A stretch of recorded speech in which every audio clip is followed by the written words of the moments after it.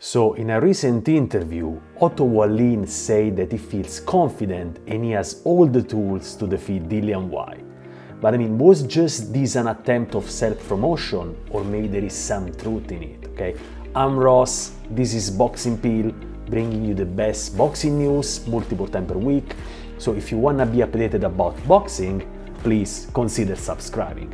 And what I was saying was that Otto Wallin said that he can defeat Dillian Whyte. And just to analyze that, Otto Wallin went actually 12 rounds with Tyson Fury.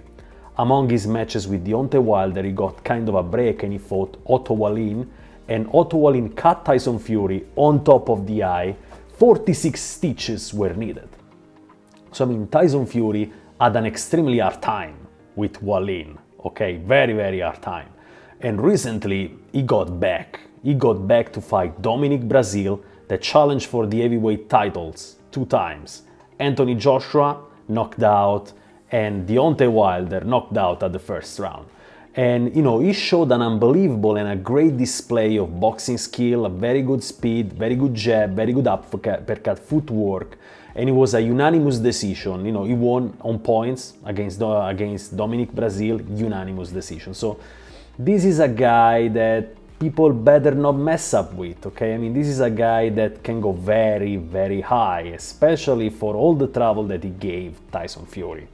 So Dillian Whyte, people know who is Dillian Whyte. Dillian Whyte, it's, top probably 4 or 5 boxer in the world, top of 5 heavyweights. He's a guy that has a very, very good jab. Very, very good. It improved over time, for sure. The right hand is exactly on point. And the power, he has a very, very good power that in the heavyweight, it's an important factor, okay? The only thing that Dillian Whyte maybe doesn't have so much is actually speed. He can be actually faster given the weight that he has, and he has a weak chin.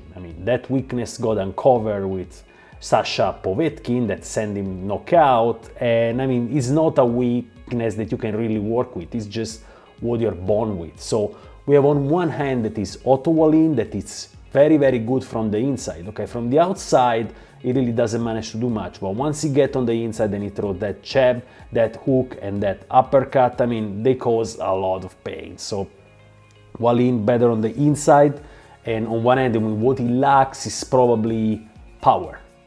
Wallin doesn't have that power, and he can be faster. So if you don't have power in the heavyweight, that's a huge drawback, okay? And Dillian Whyte has power. So what I see is actually a 50-50 fight, okay? Can Wallin knock out Whyte?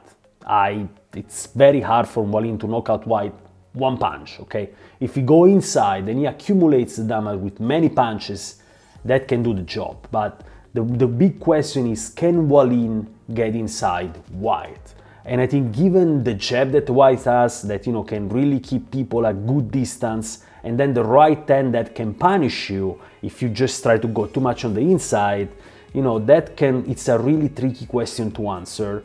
And that's actually why I think this is going to be a 50-50 fight that I definitely would like to see. But also let me know your opinion. What do you think? Is Wallin going to win? Is Whyte going to win if the fight happens?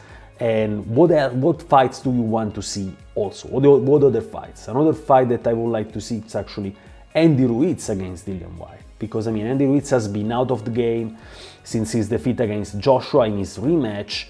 And I think maybe even Ruiz-Wallin will be a great fight. So there are many potential fights that can be done, given the fact that Anthony Joshua and Tyson Fury, they are both busy with the 2 fight deals that hopefully is going to happen soon.